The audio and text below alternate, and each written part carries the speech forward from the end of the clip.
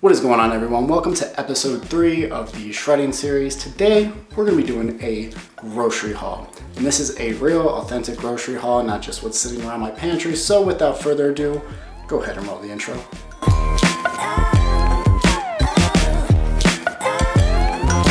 Before we go any further, please be sure to comment, like, subscribe, all that good stuff if you enjoyed today's content. Without further ado, let's get into the rest of the video.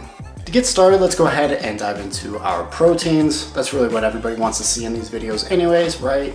And for the most part, I like to keep things simple. Starting with ground beef. I feel like this is the most appetizing protein to eat kind of just by itself. Chicken, in my opinion, gets a little bit dull.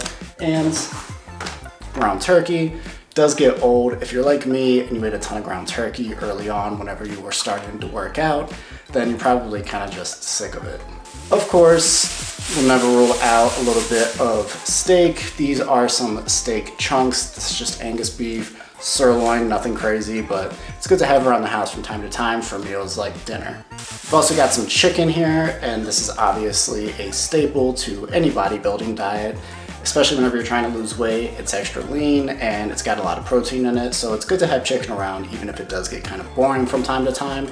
The secret to that, though, is to just spice recipes up, right? Like, don't keep eating the same type of chicken over and over again. Try to find new ways to explore how the chicken tastes and make it interesting. But as far as proteins go, that's not the only place that we start and stop at. As you know, if you've been watching the channel for a while, I love my Greek yogurt. I have a cup of Greek yogurt every single morning, throw in some vegetables, some peanut butter, maybe a little bit of chocolate, and that's just a nice way to start the day. Plus, it's relatively low calorie. One serving of this is about 170 grams, and it's only 100 calories with about 17 grams of protein. So overall, not bad. When you add the peanut butter, the berries, and everything else, you've got a pretty well-rounded meal. And Hannah can't really consume dairy, so she went ahead and purchased these little Coco June Greek yogurts. I'm not really sure what the brand name is, but overall, it's just something nice to have around the house from time to time. Moving on, we've got a ton of vegetables. Being on a cut, you have to have a lot of vegetables that are low calories sitting around so that way, you are satiated as often as possible. One of the most easy go-tos for me is a nice bell pepper. Goes well with meals like, makeshift tacos, your meal prep, whatever it is, bell peppers go with a lot. So a versatile, nice vegetable to have around the house that I always try to keep around.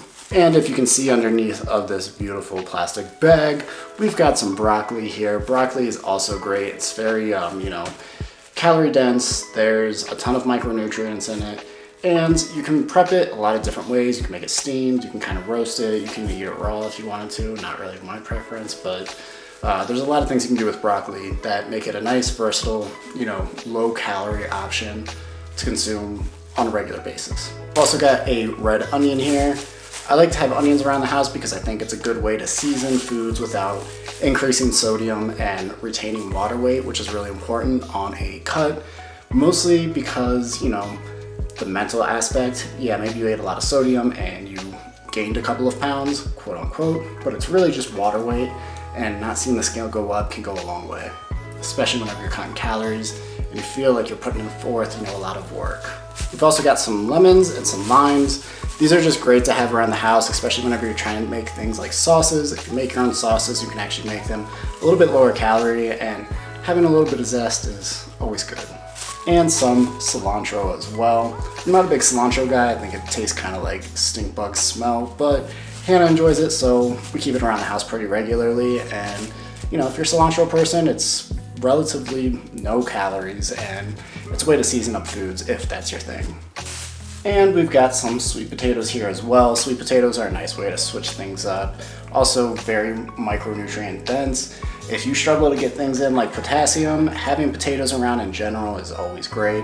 We like sweet potatoes from time to time, but for the most part, we'll stick to russet or white potatoes. Speaking of which, we have a huge sack of russet potatoes right here, and this is typically what we'll keep around the house and just kind of keep in the pantry from time to time. We eat a lot of potatoes specifically for dinner, so always good to have, a ton of them around. Moving forward, we've got a lot of fruits here, starting with bananas. These are the easiest ones to see. And we always keep a lot of bananas around the house, good for potassium, and it goes well with like a scoop of peanut butter if you enjoy that.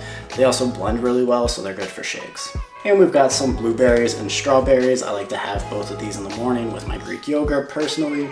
They're my favorite fruits to go to, and blueberries themselves are considered, a superfood. Not really sure I buy into all of that, but it's a thing. And if you're not really into Greek yogurt, we do have some old-fashioned oats. These are great to have around as well. A lot of people will have, oats in the morning, so that goes well with bananas, your fruit, things like unsweetened, low-calorie almond milk.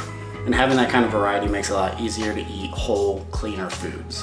We've also got some mushrooms here. We like to have mushrooms, mix it around. Again, we try to mix it up as far as vegetables and things like that go, and try to do that pretty regularly. Mushrooms are a great addition, and they go well with a lot of different things as well, especially like the steak that we had earlier. And there are some things that aren't completely, whole food based, and that's gonna be things like pepperoncinis. I like to have pepperoncinis around. They're a good way to kind of just like spice up my food, and it's only about 5 calories, so I like to have these around and put them into like, maybe a Greek bowl or something like that. As well as some crushed peppers here, good for recipes and making your own sauces like I mentioned before. Speaking of your own sauces, having things like beef broth or some coconut milk around can also help, spice things up if you're trying to make like a curry or something like that. It's nice to have different options when it comes to making a sauce. Also, a quick intermission to say that Dunkin' Donuts coffee, just the coffee, not the mixed drinks, in my opinion is the best. So we do have some Dunkin' Donuts coffee ground beans here, and we'll go ahead and blend those up. And I like to have a cup of coffee or two in the morning, every single morning. By a cup or two, I mean like 5 or 6, so that's fine. Don't worry about it.